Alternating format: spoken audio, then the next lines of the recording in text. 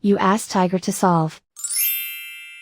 This deals with linear equations with one unknown. The final result is t equals 15. Let's solve it step by step. Simplify the expression. Group like terms. Simplify the arithmetic. Group all constants on the right side of the equation. Add 30 to both sides. Simplify the arithmetic.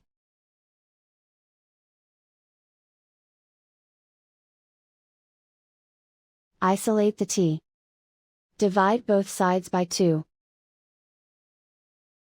Simplify the fraction. Find the greatest common factor of the numerator and denominator.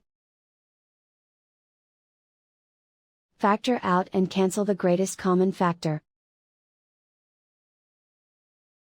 And so the final result is t equals 15.